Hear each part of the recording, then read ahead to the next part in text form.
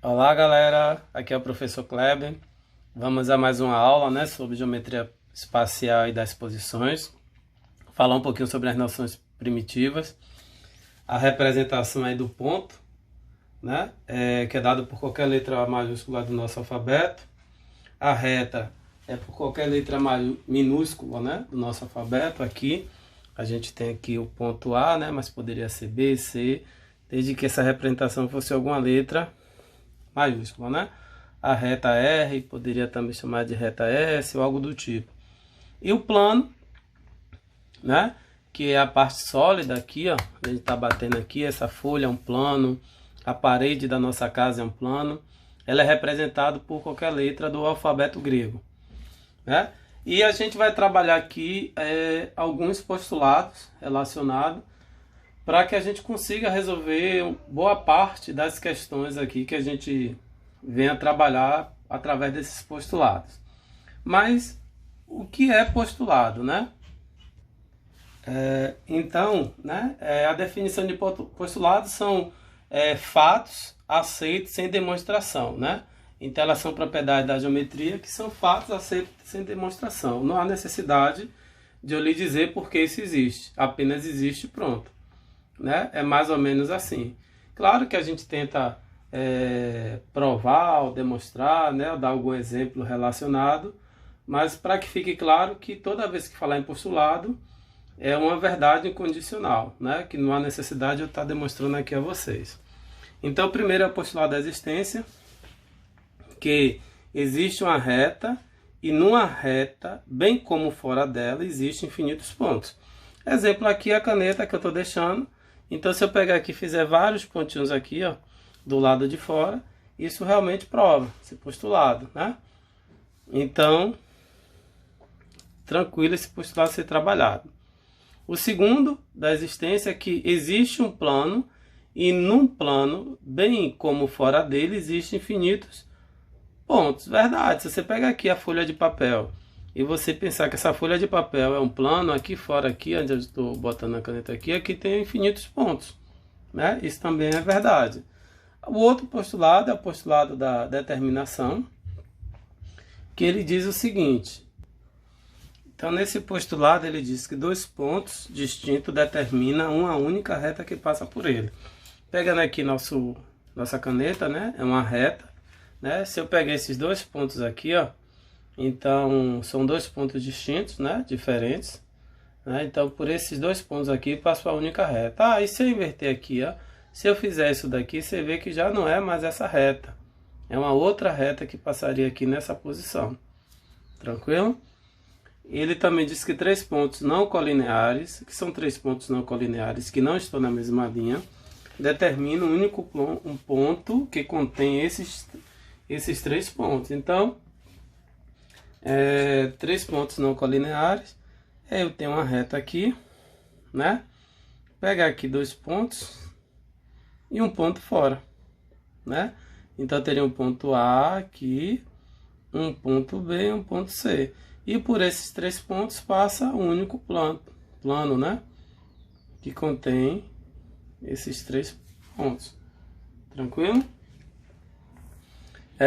Postulado das paralelas, ele diz que por um ponto passa uma única reta paralela a uma reta dada.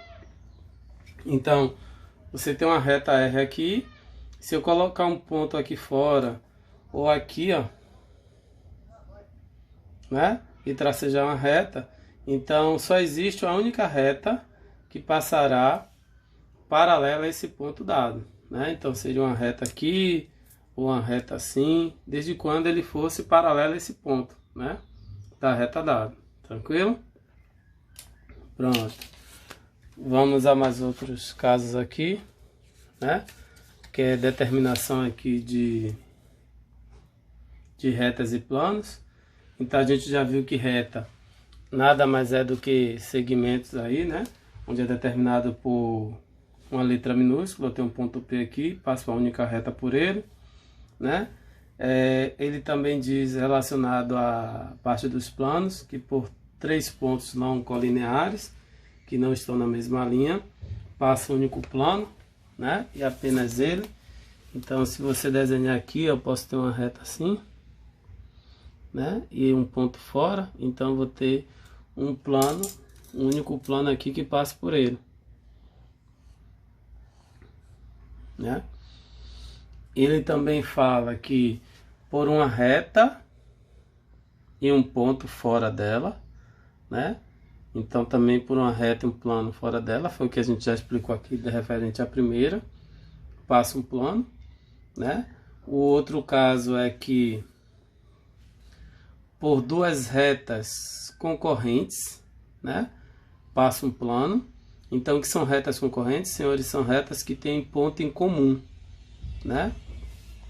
E por duas retas paralelas, né, distintas, se está dizendo que é paralela, já são distintas.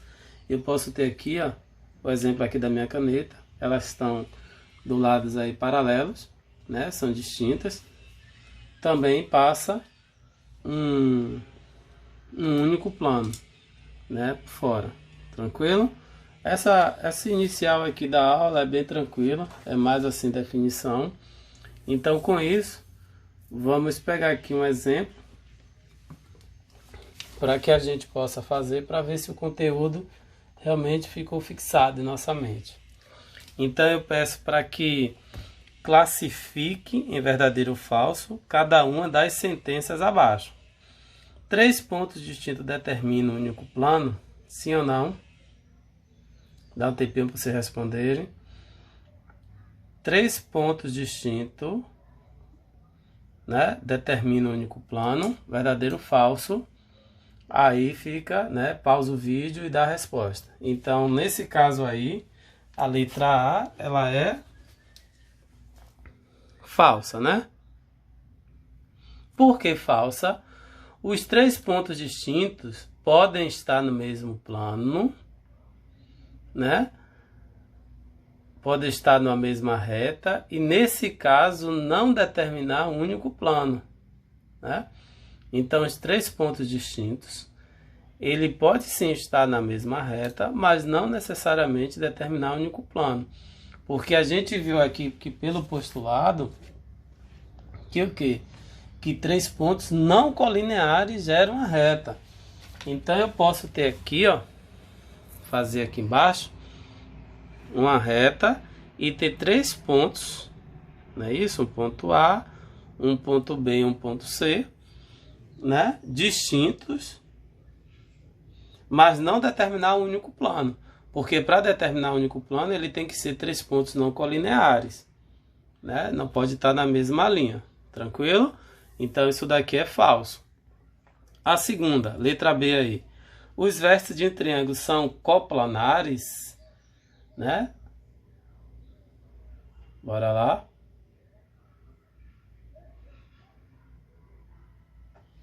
Então, o que é coplanares? Que estão no mesmo plano. Então, vértices de um triângulo são coplanares. Então, olha só, se não é a definição relacionada a plano de 3 pontos não colineares, então eu posso tracejar uma reta aqui e um ponto fora dela. Então, se eu pegar aqui um ponto A, aqui eu chamo de B e aqui eu chamo de C, né, que gera justamente um plano, que é a definição. Se eu colocar aqui, né? Gerei uma reta aqui, uma reta S qualquer, e gerei um ponto fora dela, né? 2 pontos colineares na mesma linha e um ponto fora dela. Quando eu ligo aqui esses pontos, isso aqui não gera um triângulo? Então, a letra B, se ele diz os vértices dos triângulos são coplanares, estão no mesmo plano, coplanares é mesmo plano, né? Os vértices são os pontos A, B e C. Então, isso é verdadeiríssimo. Vamos lá, letra C. Na letra C ele diz, se 3 pontos são coplanares, então eles são colineares, né? Se 3 pontos são coplanares, então eles são colineares. A letra C ela é o que, senhores?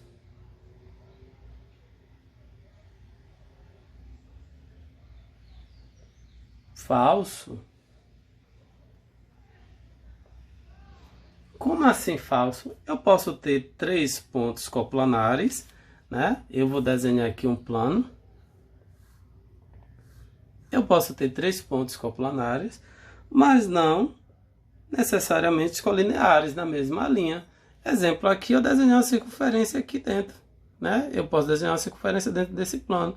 E eu tenho aqui quantos pontos? 1, 2, 3 pontos, ou até mais, 4, 5, infinitos pontos aí da circunferência, né? Mas eles não estão na mesma linha, então a letra C aí ela fica falso por conta disso. Tranquilo? Muita atenção, você vê que é algo que a gente precisa ter muita atenção. Por 3 pontos distintos de uma circunferência passam infinitos planos, ele está lhe perguntando o seguinte: por 3 pontos distintos é diferente, de uma circunferência passa infinitos planos, sim ou não? Se vocês responderam sim é porque não prestou atenção. Isso aqui é falso. Por que falso?